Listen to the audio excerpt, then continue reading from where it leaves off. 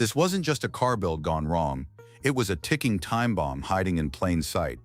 Derek Bieri's 1960 El Camino project was supposed to be a triumphant road trip, a 400-mile drive to glory. Instead, it turned into a disaster that was both mechanical and human.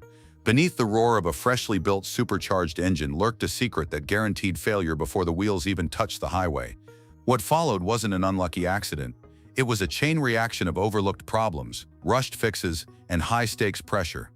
And the shocking part, the disaster was entirely predictable. The heart of the El Camino disaster wasn't the flashy engine or the frantic last-minute fixes. It was the transmission, a vital piece already destroyed before the trip began. When Derek's crew dropped the pan, what they found was horrifying: glitter and shrapnel floating in the fluid. For any mechanic, that's the kiss of death. It meant the clutches, bearings, and internal parts were already ground to dust.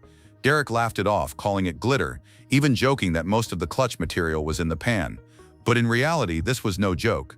A Turbo 350 is known for its durability, capable of handling serious horsepower, but no gearbox can survive once it's already eaten itself alive. Installing that ruined transmission onto a monster supercharged engine was like asking a marathon runner with broken legs to sprint. Every single shift, every press of the gas was simply counting down to detonation. The truth, this wasn't a problem waiting to happen. It was a catastrophe already in motion. Derek might have built a powerful engine, but without a healthy transmission to channel the power, the trip was doomed before it ever began. If the transmission was a grenade, the rear end was the fuse. Derek quickly discovered that the El Camino's massive tires were rubbing violently against the inner wheel wells. Normally, the fix would be simple: adjust the panhard bar to recenter the axle, but in this case, the adjustment bar had been welded solid.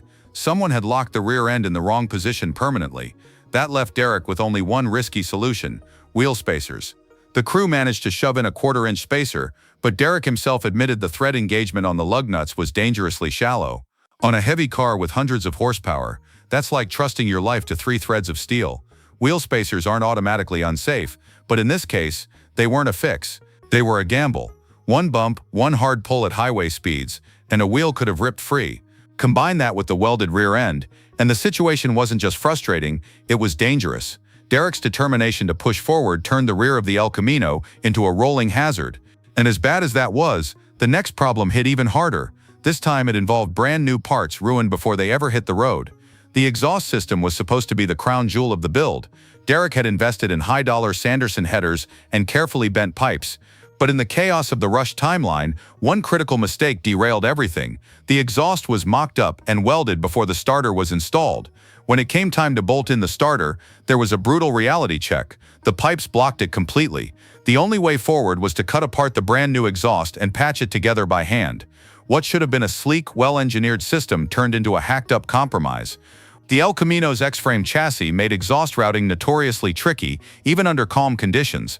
But add the starter mistake into the mix, and it became nearly impossible. Derek's frustration shows through as he's forced to slice and re-weld pipes, wasting time and ruining expensive parts.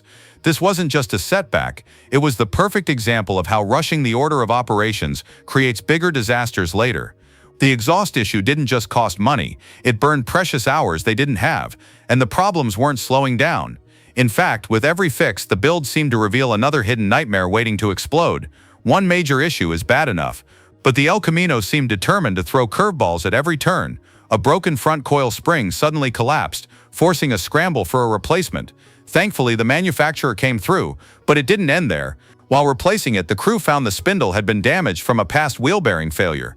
The fix? Grinding it down by hand, just to make the new parts fit. Then came the brake dust cap. It wasn't just stuck, it was welded on by time and rust. 2 men with knives and pry bars battled for what should have been a routine part swap. Each step of the build revealed another shortcut from the car's past, another piece of sloppy work now haunting Derek's deadline. None of these failures alone would have doomed the project, but stacked together, they painted a grim picture. The El Camino wasn't just an old car needing love.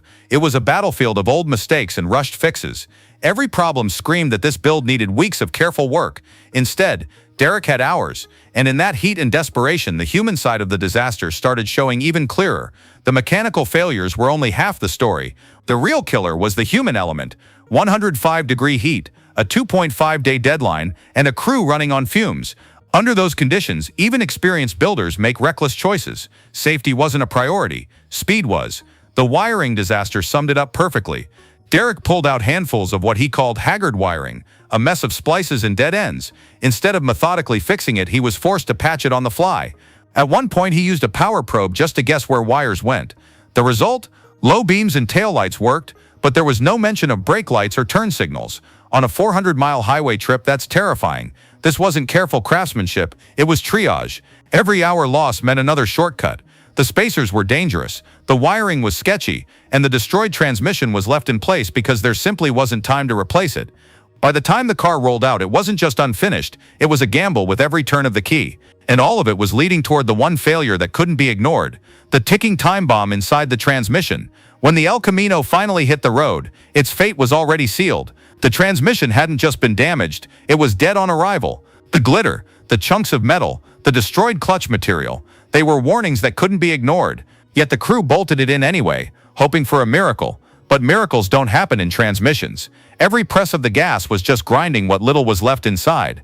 The Turbo 350, legendary for its toughness, had been reduced to a hollow case filled with fluid and broken dreams. At that point, the car wasn't driving. It was crawling toward its own funeral. The failure didn't come hundreds of miles into the trip. In truth, it happened the second the pan was pulled and the damage was revealed. The drive was just the drawn-out death rattle. Derek and the crew weren't racing against time. They were racing against inevitability. Still, they pushed forward. They wanted to believe. Or maybe, just maybe, they wanted something else entirely. A story. Because as disastrous as the transmission was, it gave the build something every content creator craves. Drama. And that leads us to the most controversial question of all. After everything we've seen, it's fair to ask, was this really a mistake, or was it part of the plan? Derek knew the transmission was junk. He admitted it. He even joked about the glitter and shrapnel. Any mechanic would have scrapped it immediately. Yet the build continued, the car was driven, and the inevitable collapse became the climax of the video. Here's the truth. Breakdowns make better content than success.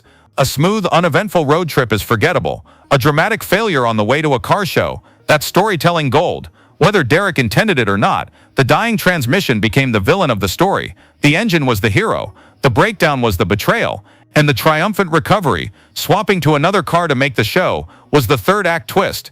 This is why the El Camino disaster resonates. It wasn't just a failed build, it was a perfect narrative.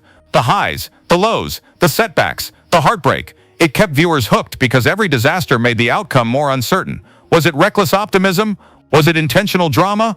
Or was it simply desperation turned into a story? That's the question that lingers after the dust settles. At the end of the day, the El Camino wasn't doomed by one problem. It was undone by dozens of them stacked together under impossible pressure. The welded rear end, the hacked exhaust, the sketchy spacers, the broken suspension, the chaotic wiring.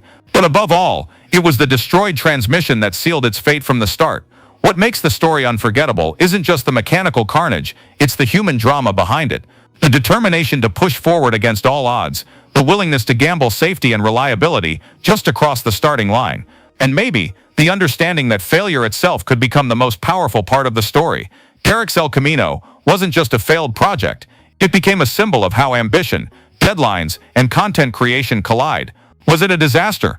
Absolutely. But it was also the kind of disaster people couldn't look away from. And that leaves us with one question. Was this all just bad luck and bad judgment? Or was it genius storytelling disguised as failure? Whatever the truth, one thing is certain. The El Camino will be remembered, not for its success, but for the chaos it left in its wake.